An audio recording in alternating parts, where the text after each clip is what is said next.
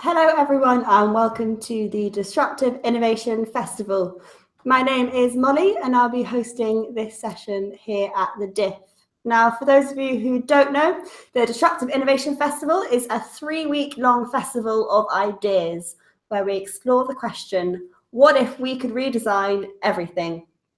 Now, these next speakers believe that curiosity is an ability we can use to understand the rules of the game. And creativity is something we can use to hack them. In other words, life is a game and all you have to do is learn how to play it. Now, self-organized learning environments are a low-cost solution for people to build skills and make an impact. So in this session, these speakers will be telling you guys at home about Soul, an example of self-organized environments and how they're scaling in Colombia and other places in the world. So everyone at home, just to remind you, this is an interactive session. We love engagement here at the DIF. It's a conversation. So please do put all your questions and comments to our wonderful guests. You can do that by popping them in the conversation box just below this video stream, or alternatively, you can use the hashtag ThinkDiff on Twitter, and we'll be keeping an eye out there for all comments and questions. And so with that, I'd like to welcome our panel, Sanjay, Adriana, and Juan. So first off, Sanjay, I'd like to start with you. Can you tell me a little bit about yourself and about Soul? Absolutely. So I'm Sanjay. I lead the team of Soul Colombia here in Colombia. I'd like to say that basically a Soul is a very simple idea. It's a place. It's a self-organized learning environment. That means it's a place where you have people, less computers than people with connection to internet, and big questions. And big questions are interesting questions, engaging questions. And the idea is that people self-organize to find the answers to those questions using the internet. So it's a place where learning occurs as an emergent phenomenon from a chaotic place in which people don't need teachers and they can learn what they want on their own using the internet and learning together.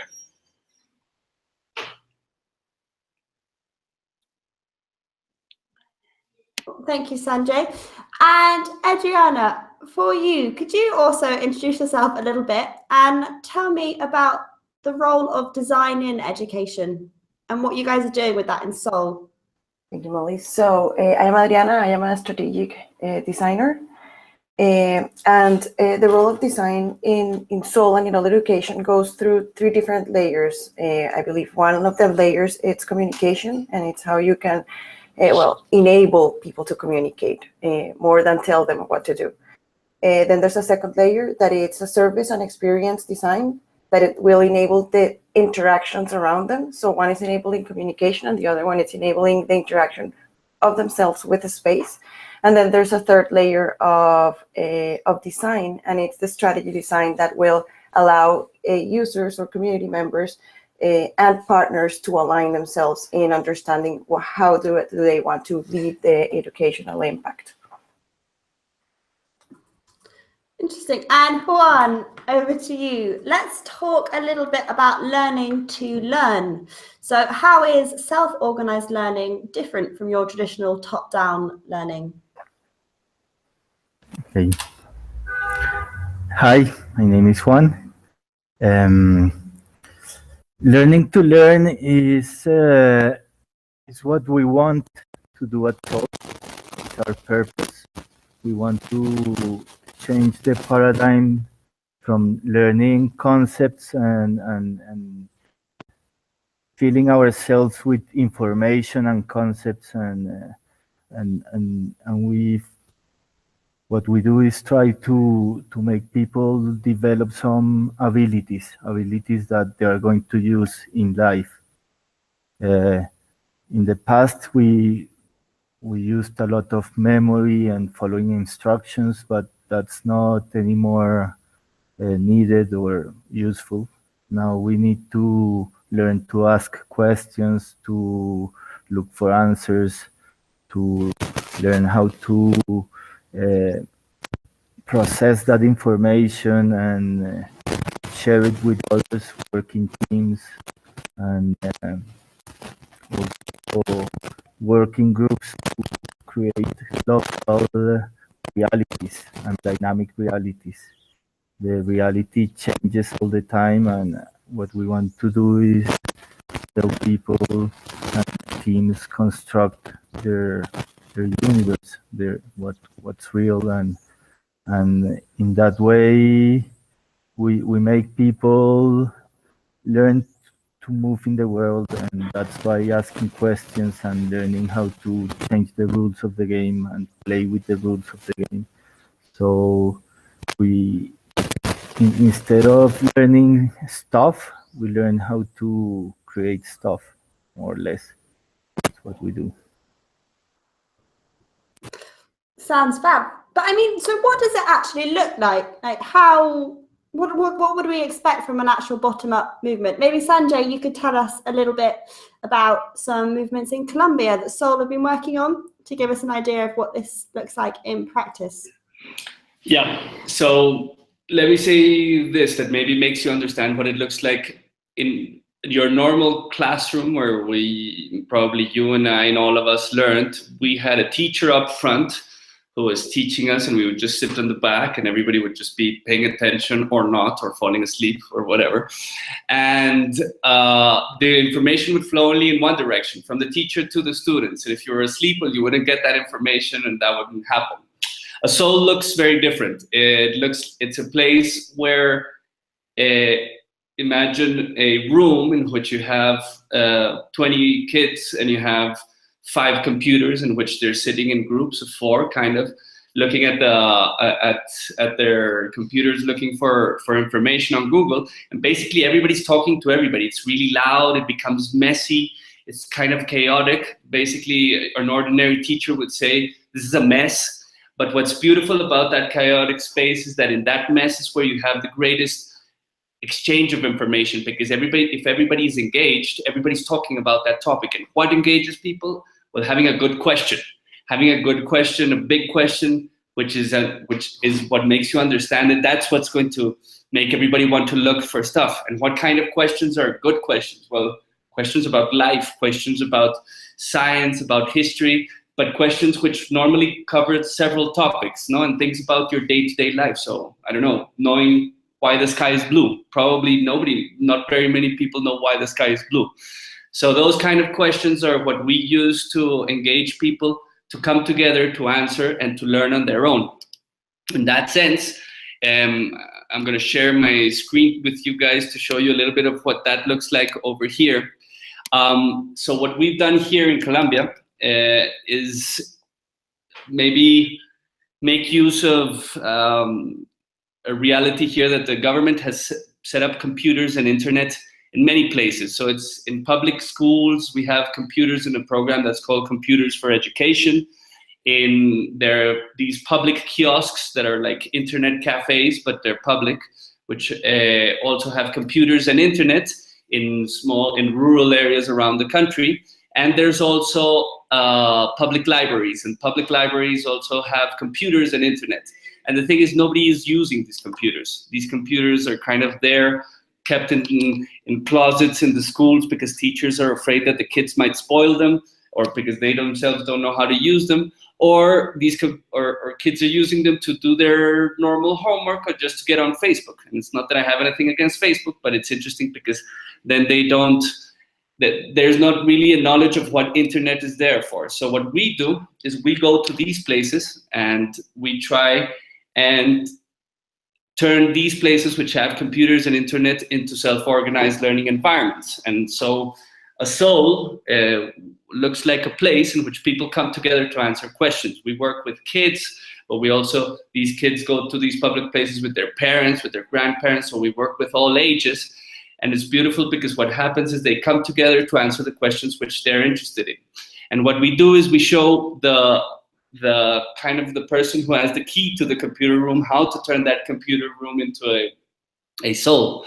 So we've had the possibility of working in libraries like this one that you have here on the screen. I hope you can see it, where kids and their grandparents come together to answer questions about their identity. So this, for example, is in a town in Colombia, which is called Belén de Umbría, in which there's an indigenous community which is called the Umbras, and the kids didn't know much about them. They're always considered to be like those people who come down from the mountains to sell their stuff in the marketplace.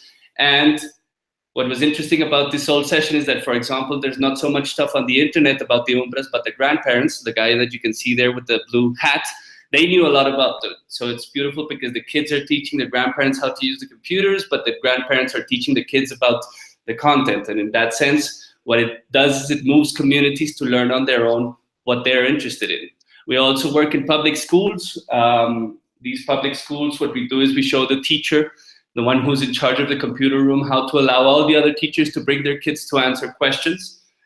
Questions can be about their topics, but there's where we've seen all these changes in the kids, in their abilities to work together, their abilities to self-direct themselves, to have critical thinking, and also to connect with the world. We've also worked in these kiosks. This is, for example, another kiosk where there's another indigenous community in the north of Colombia, where the guy you see on the right, his name is Elaine, he's managed to get the youth of the indigenous community to get interested again in their ancestral stories, but the kids are learning to do video games, videos, animations, telling these stories. So that's how what we're trying to do is empower people to actually do what they want and learn how they want. And how we've done that is that we've been the first country in the world who has managed to convince the government of using Soul in a large scale. So in the last 3 years, we've been able to go to over 500 places in 20 provinces, 500 places. I'm talking about public libraries, public schools, and also these public kiosks to show people how to participate, show people how to learn together using the internet. And so we don't teach them how to use the computer. They just learn it on their own because they're working together. There's always somebody who knows. And the idea is that the government has allowed us to scale this project in a very sort of quick manner and agile manner. But we've also had communities who have started doing it on their own, because on our webpage we have a Soul Toolkit, our Soul Colombia Toolkit, which allows people to download the toolkit, the manual, learn how to do it and do it on their own and work with it in their schools. And that's how we've set up a community of people who share their experiences using Soul. So one interesting idea behind this is that we've been aiming to change the system and work with the system that it already exists, and on the other hand also give people new options. So within the education system, there is the option of using Souls in the classrooms, but when you are not within the education system, like in the public libraries or in the public kiosks, communities are just using self-organized learning to solve their questions of their real-life problems. So how to make a productive way of living also for themselves.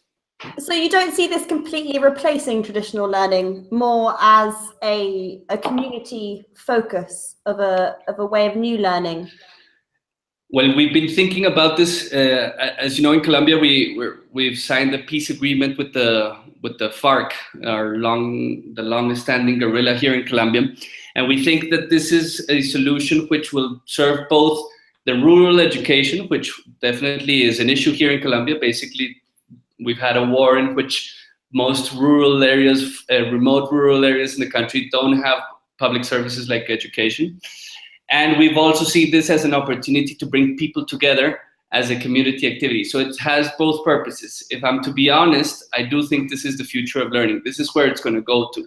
But if with your education, the educational system is a very strong closed system, for it to transform, it's slow. So it's interesting how we're managing to get in through the system, basically working from different, like through the back door, to say it some way. I mean, I'd be really interested to hear, you said that you got the government on board to scale this. What was that process like? Did you get much resistance from the traditional learning channels? Well, Dumpa, maybe you want to, Juan Pablo, you want to help me answer that one? It's been a challenge. We've been working in this for three years or more.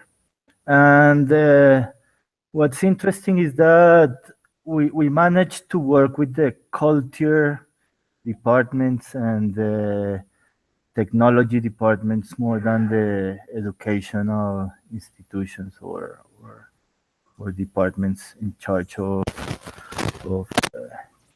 in the country. So what we were able to do is learn how to speak in their own terms and see this as a tool for people to appropriate the technology and appropriate the spaces. The government had already invested a lot in having internet with a lot of people with internet, and lots of places in Colombia had internet, and we managed to use these spaces to give a good use for these spaces, and that's interesting for the government. So we had we had the opportunity to take Sole to lots of places where there was already an infrastructure and internet, and Sole in its nature is a bottom-up strategy.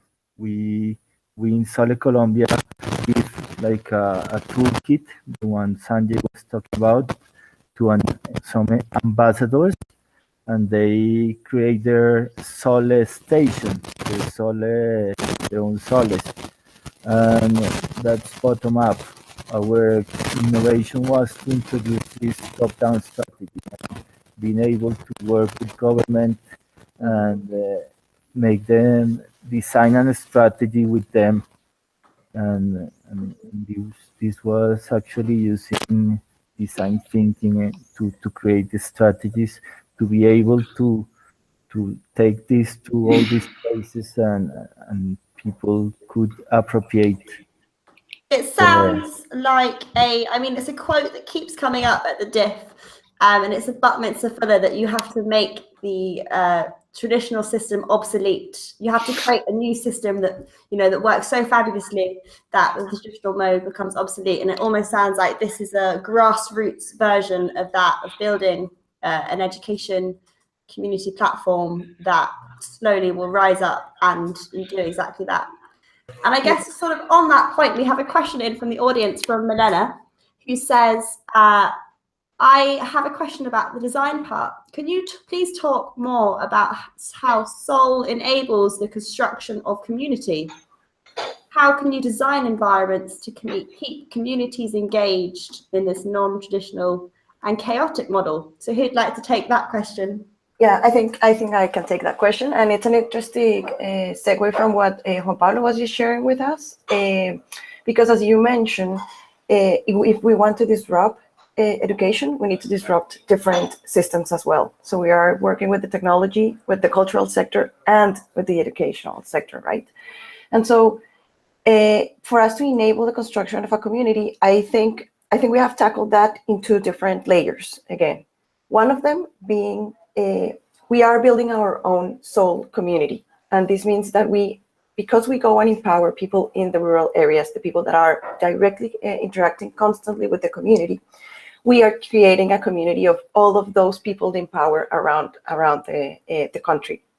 And it's with them that we are working to understand what the needs of their internal communities are, to be able to create a path where Soul can solve their own questions. So this brings us to the second layer of enabling construction of community, and it's that once you have empowered a community leader, that a community leader is going to enable their own community to solve their own questions. And when you're solving questions together, that's basically what constructs or builds a community. Then to answer to how can you design environments to keep communities engaged? This is where we go into a more precise or strategic way of using design thinking, and it has been great because when you're doing design thinking, you want to go out and investigate the users, and understand what their needs are. And you never have the chance to go to 500 places and really understand them. So what Sole has enabled us is that as we go into the communities, we are interacting directly with those leaders, and we are understanding what their passions are, what are their meanings in life, like what's really moving them and what's really having them be that leader of the community. So that together with that, we can come back and build our design path to basically make it as simple as possible and as easy for them to own. So at the end of the day, the way to design environments to keep communities engaged in this chaotic way, it's allow them to design them themselves. So it's give them in such a precise but general way that they are able to own it as their community needs imply. I would add just an example of how that works, maybe to show what Adriana is saying is, take it, for example, we started how to make things simple. We started off by sending people emails like, hi, how are you? Are you still doing solves? What is that working on? Then we started calling them on the phone. And then what we realized is that at the end, most people use WhatsApp. And WhatsApp is like an easy method for them to communicate if they want or not. But it's interesting because it's been a very effective way of communicating with them. So in a sense, what we've done is simplify all our means of communication to what basically people normally use and what they want to use. So we don't introduce new platforms. We just keep things simple for them to see when they want to meet up. And when we do a Google Hangout from time to time, and so they join in, and for them it's learning how to do that, but at the same time it's meeting other people who are also learning how to do that. So in a sense, it's getting this leader, this person who's empowered, who maybe thought wasn't the one that was going to be changing the community, but he is or she is the person who is empowering the community, allowing them to self-organize. Just the fact of allowing somebody to do something, saying, hey, you can do it, go for it. That's kind of the way in which we're pushing these boundaries to change really the model of how we learn. Cool. And do you think that that sort of method works in the places in Central Colombia as such because there isn't that education system already established? Do you think that that's why it's spreading so well, because there's that real desire and need for something, and so maybe it is quite contextual? Or do you think that this could take over the world, so to speak? Go, Dumpa, say it. We believe, or at least me, believe in diversity, and we should have lots of different options to learn and to satisfy our need for education and learning. Sole is a good tool to develop your abilities so that each individual and each community can learn and solve their problems. Right now there's a need, and teachers are shouting for something different from the traditional education system. So they do really love it, they want it, and because it's useful, it's spreading, and people like it, and we have managed to introduce it into the educational system, like in the sides, like in por los laditos, we say in Spanish. Like through the back door without people noticing it too much.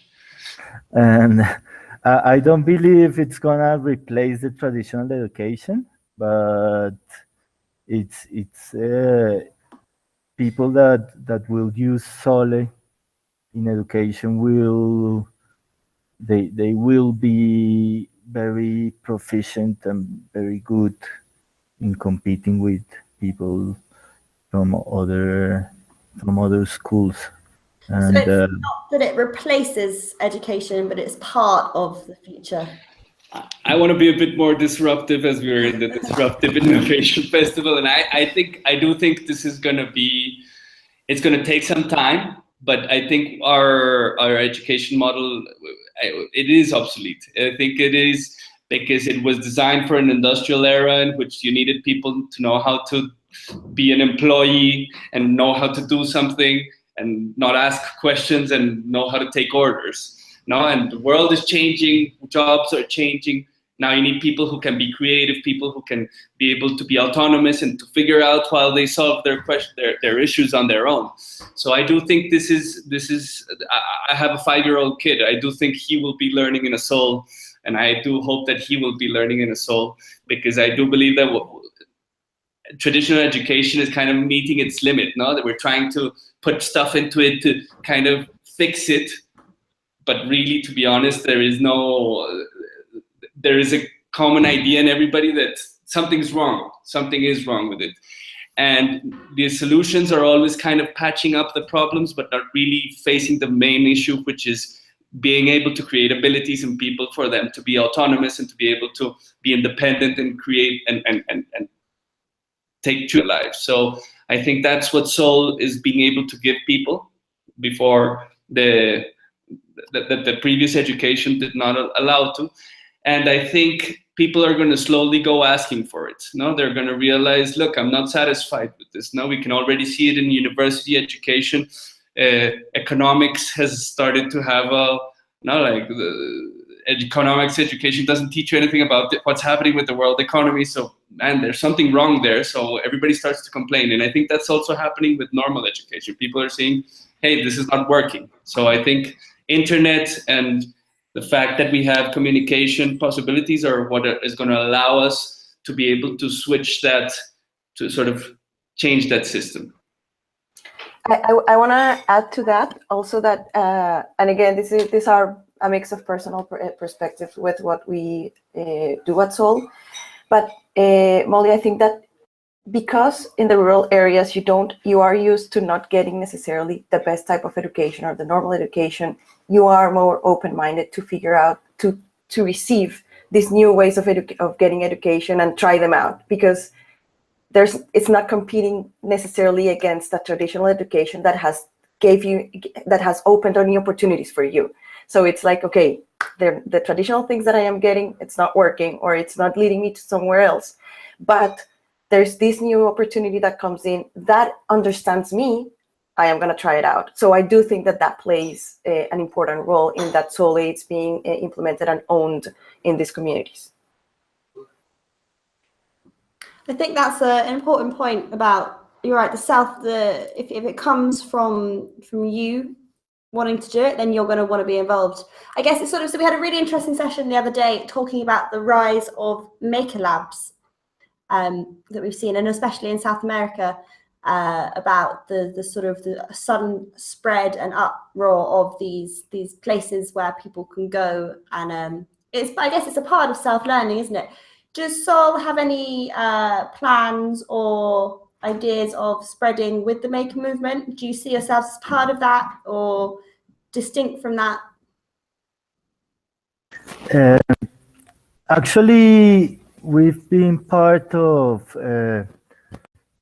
something called the Kids Hat Day, which was born trying to copy the whole methodology into learning how to create stuff, maker movement, and so it's very similar, and we have tried similar things like changing the question into a challenge, and instead of answering the question, you have to create something.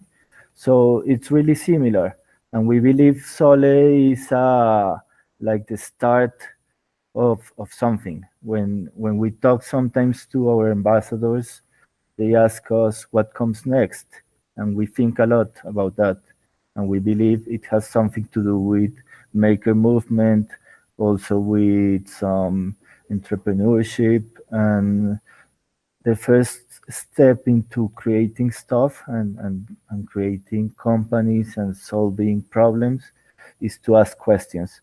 So Sole is a good way to start learning how to tackle questions and work in groups towards solving a question, which in time becomes a real problem, and solving a real problem becomes into a startup or entrepreneurship or some innovation with creating stuff. So I guess on that point, you just said what comes next. We've just got a question from the audience which relates to that. And it says, do you think the SOL model can be applied to online education and online communities as well? I would say that there's a powerful thing about SOL, and that SOL brings people together. They come together to use the internet to answer questions. But there's another big part of SOL which has to do, like the Sugata Mitra TED Prize winner, when he invented SOL, he invented another thing to accompany it. It's called the Granny Cloud. And the Granny Cloud is basically a network of volunteers, men and women of all ages, who dedicate 1 hour of their time during the week to connect through Skype or Hangout or whatever, through any video conferencing with a SOL. And what I see is that what it does is that it joins people from different parts of the world to solve questions. The role of a granny is not to give a class or not to be a teacher, but to be like a granny. A granny is, your grandmother is somebody who doesn't know much about specific topics, but is always there encouraging you and saying, how cool that, what have you learned? Tell me more, that kind of thing.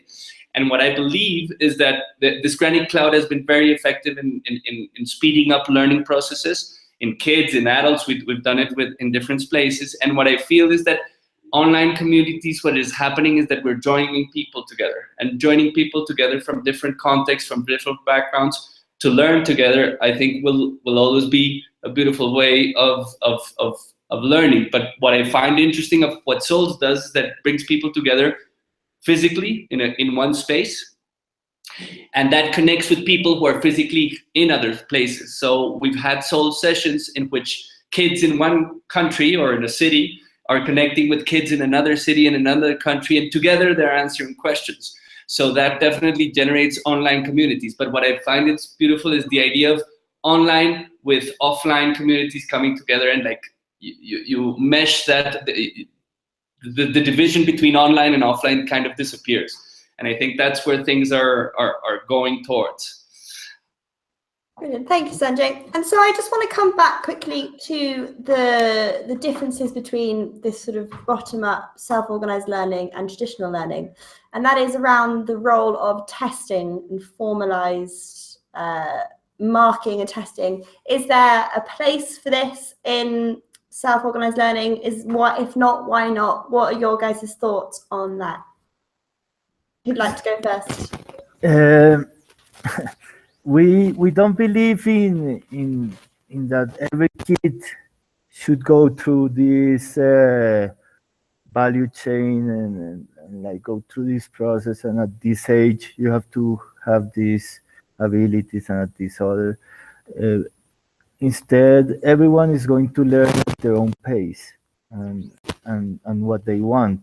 And so in Sole, we don't believe in subjects, we don't believe in ages, we don't believe that you have to have a certain knowledge at certain ages, or that you have to become an engineer or a physicist or a designer.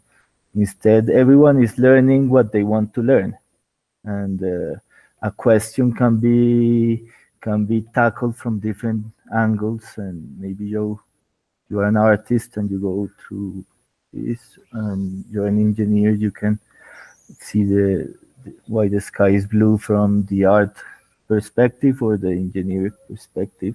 So we don't believe in testing. We have been working lately with Sugata and his team. We have been discussing a lot about how can we give some certificates to people about telling they've been doing SOL for certain amount of time, and this gives them ability to learn how to ask questions, how to look for answers, how to work in teams, how to present, how to get to consensus. And so we don't believe a lot in testing. We want to give certificates, and we're working towards that.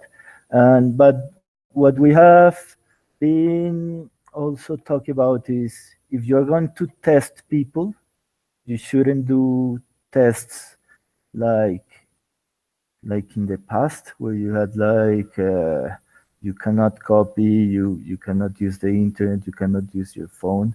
Tests have to evolve into something more real.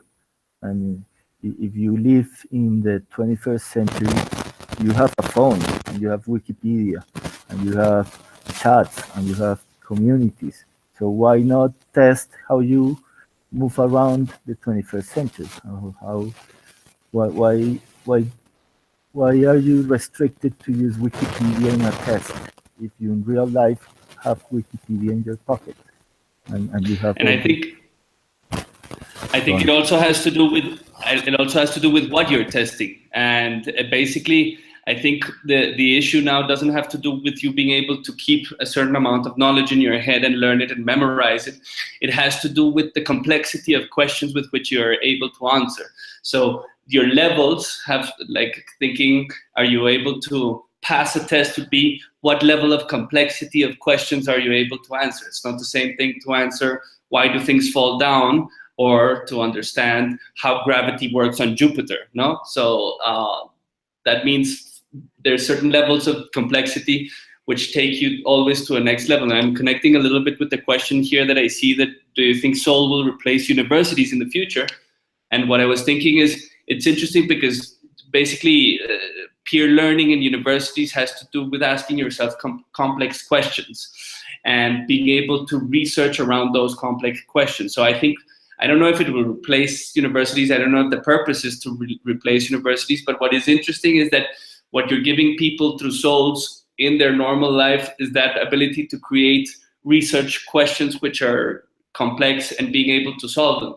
So it's kind of, I think it's more democratizing the university style of learning into a way in which it fits into real life, into your day-to-day life. I was going to do a connection similar to what Sam has just done, and it's that it becomes a full circle with understanding how design can shape education. And it's, we don't need precise answer to questions, because as Juan mentioned, we can find those questions in Wikipedia or wherever. But we need to be able to understand how to make real questions that can become design challenges, which means that can be solved in an integral way, that can be solved from different perspectives, that allow you to understand where can you look for the answers that you don't necessarily have. Who has the skills that you don't necessarily have either, and how can you start testing your answers and understand, like testing, it's not about getting an exact solution. It's about understanding what's wrong. What are you not necessarily looking from the perspective that in place you need at that moment, and how to reiterate in that way. So maybe the future of testing here in Seoul, it's more like prototyping. Like, we're not having exams, we're having prototypes, and how can that lead to better learning? It's such an interesting conversation. And we have the questions are flooding in now. So everyone at home, remember, you can put your questions to our panel. We have a question that says, I get asked this question from time to time and don't yet have a satisfactory answer. How could Seoul address needs of people with special or different learning needs? Have you tried anything in that regard in Seoul, Colombia? Yep, we actually did it. In Colombia, there are schools where, so we worked with people with different learning disabilities. We've worked with, I don't know how to say it politically correct, but deaf people, people with hearing disability. I'm sorry if I'm not saying it in a nice way. But we tried it with kids with with hearing problems. In schools which are in Colombia, that we have schools where you have kids which can listen well with kids which kids who can't in the same classroom. And what's interesting is that it was the first Soul session. So I don't know if you remember at the beginning, I told you Soul session is like a loud, chaotic, noisy place. It's a very energetic place. Well, this is the first Soul session which we did, which is completely silent. And basically, I'm gonna take the next question, which was there, to explain a little bit. A Soul has a few rules, simple rules. People work in groups. They can switch groups, talk between the groups, move freely around the space. They can copy what the other groups are finding. but all the groups have to find an answer. And the idea is that there's somebody from the group who's going to be kind of the leader, who's going to be kind of the one, not the teacher, because the idea is that there's no teacher, but the person who's going to help them solve stuff. And in that sense, this session was very interesting because the kids put in an extra rule, and it was kind of an implicit rule that as some kids can't hear, where it didn't make sense to talk about it, but they had to write it all down. And it's the first soul session that we do that's completely silent. It was a shock for us. And it was beautiful because at the end of the session, these kids came out and they told us, thank you guys, because in all these years that we've been in school, in this school, this is the first time that we actually feel in equal conditions as the kids who can hear. Because of course, in their classrooms, they have an interpreter, a sign language interpreter, who sort of mediates their relationship with their teacher, but their teacher, they don't have the same voice and the same ability to participate in a classroom as they do.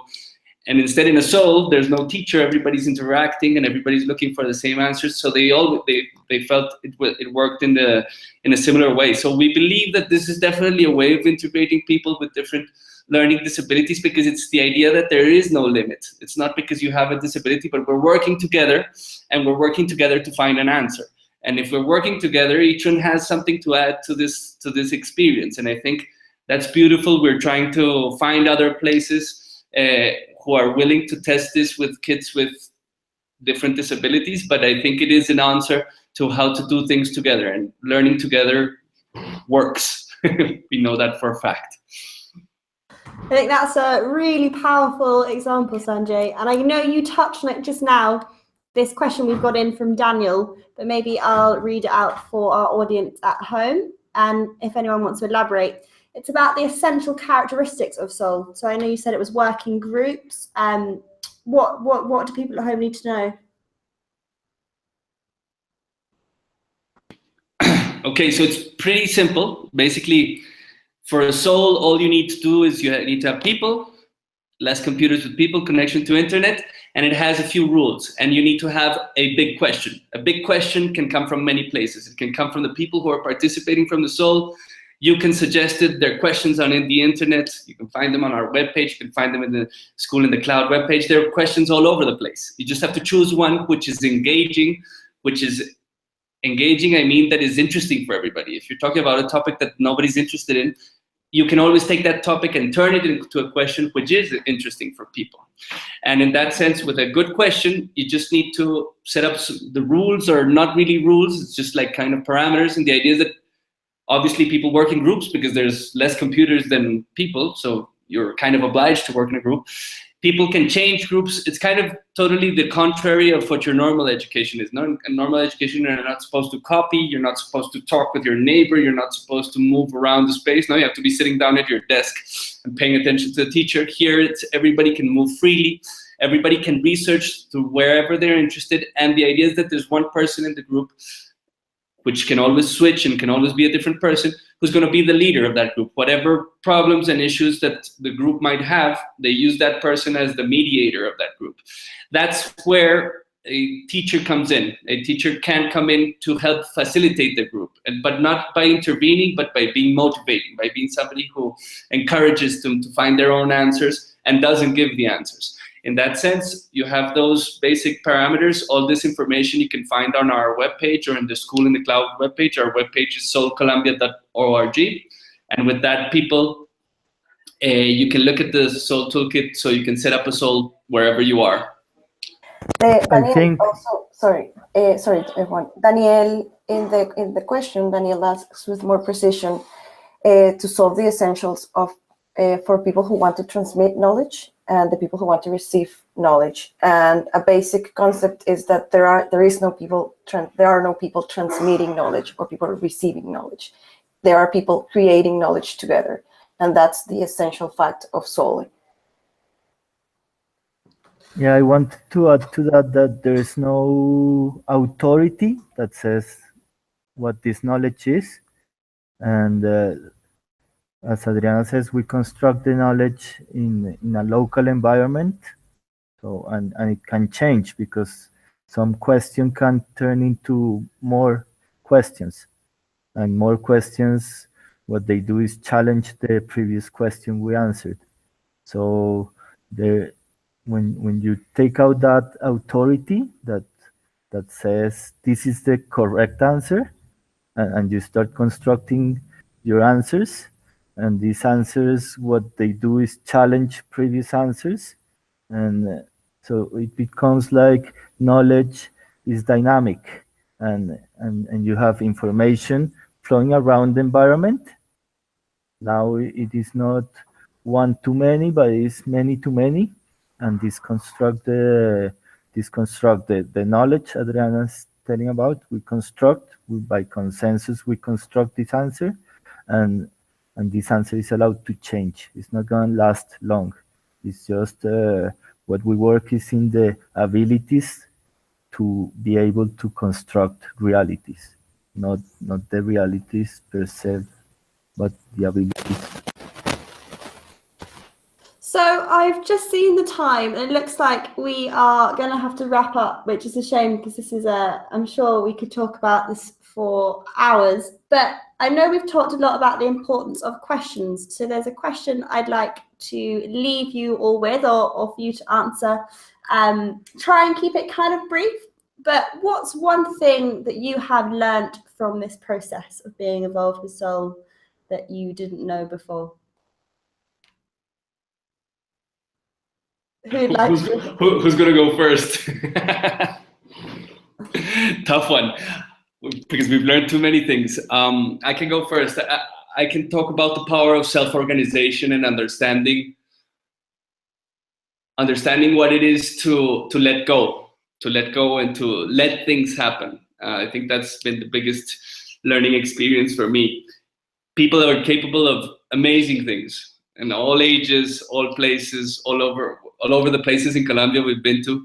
People are amazing. People really know how to face challenges in a manner that nobody else can teach them that. So I think the question is, people need just the encouragement and to let them do it. And well, I'm an educator, and as an educator, you're always sort of obsessed about controlling the learning experience. And the biggest learning about this is how not to intervene, how to let things go. And if you let things go, self-organization will happen and amazing things will emerge. So I think that has been my greatest learning experience with this. I'm gonna take it the second way, and I'm gonna take it very focused from what I do in the team, and it's design. And I think that my biggest learning it's a learning for the ego of a designer, and it's understanding that design it's a social, it's built socially, and that the only thing that you really need for a good design to happen is to have a good question, because when you have a good question, everyone becomes a designer, and they are enabled with, if you enable them with the process and with the freedom, everyone can develop their own answers to those questions and make an impact themselves.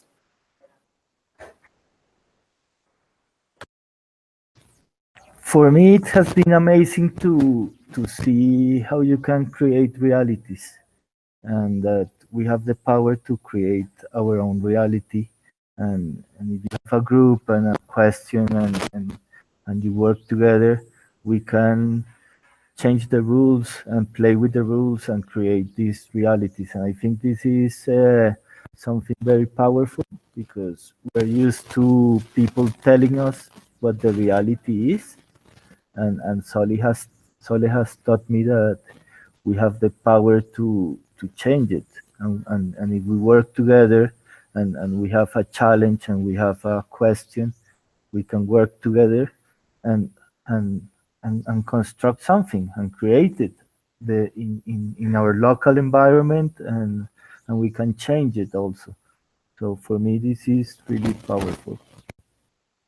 And I think that's a lovely note as any to wrap this up on. So thank you very much for coming and sharing all your knowledge about Soul today. We'll make sure to everyone at home that the website link is in the description, so you can go and find out more about how you can get involved. And yeah, thank you very much for coming. Thank you to our wonderful guests. This has been a really insightful conversation, and actually a really inspiring conversation as well. And I think that this is why the diff is why we love the diff, because we get these moments of seeing people from all around the world actually working to change things for the better. So I think this is a really good example of that.